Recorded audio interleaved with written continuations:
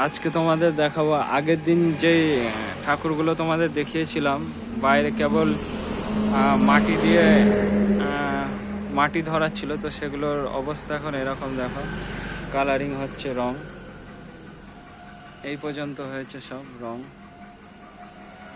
এদিকে একটা,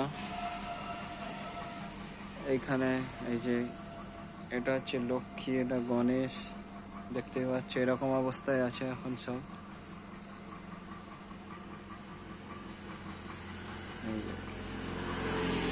এরকম কন্ডিশনে আছে। আর এগুলো কাঠামো আছে সব, এগুলো দুর্গারই কাঠামো, দুর্গা ঠাকুরের কাঠামো। তো এই দেখো অসুর দাঁত দাঁত খিচিয়ে বসে আছে, এই অবস্থায় সব আছে। আর এই দাদা এই ঠাকুরগুলো বানিয়েছে, রঙও করছে, এই যে দেখতেই পাচ্ছ।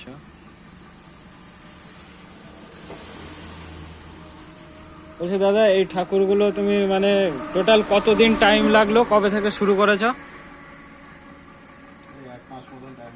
1 মাস আগে থেকে। আচ্ছা, রং করছে দারুণ সুন্দর, এই যে দেখতে পাচ্ছি সুন্দর লাগছে, পুরো কালারিং হয়ে গেল আর হেভি লাগবে। এই জায়গাটার নাম কি? কামগাছি। আচ্ছা, তো কামগাছি এইটা হচ্ছে তোমার কামগাছি বলে, আগে ডিপটি কল ছেড়ে আসলে পরে লোকনাথ মন্দির না, কামগাছি লোকনাথ মন্দির। তো এই দাদাই বানাই, সুন্দর সবগুলো, আর পুরো কালারিং হয়ে গেলে আর হেভি লাগবে দেখতে। আচ্ছা, এইগুলো তো কাপড় পরাবে না? আচ্ছা, আমি ভাবছি যে হয়তো শুধু কালারে ইয়ে হয়ে যাবে। হুম,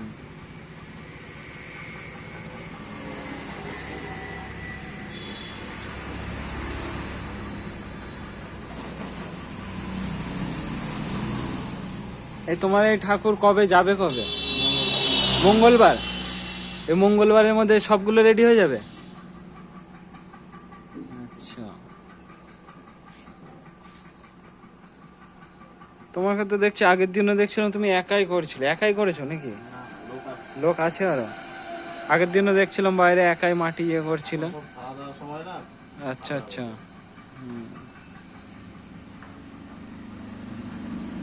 তো এটা হচ্ছে কামগাছি লোকনাথ মন্দির, এইখানেই দাদা বানাই ঠাকুর, ভালোই বানিয়েছে, সব সুন্দর লাগছে।